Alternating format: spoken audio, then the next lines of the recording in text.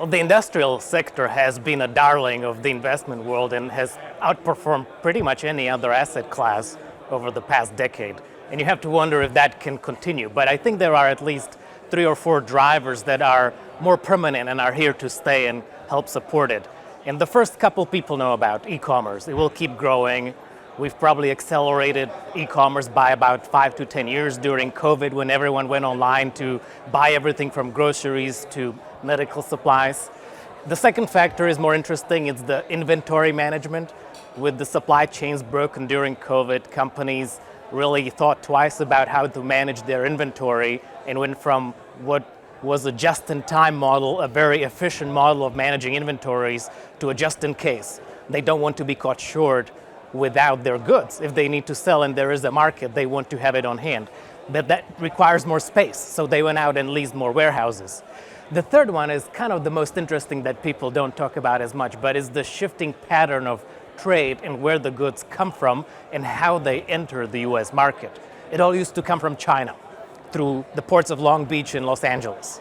Those are massive import ports where ships, as you saw in the news, were stranded for months when we went through the supply chain disruptions. And so companies, manufacturers, retailers are finding other routes and other ways to get those goods.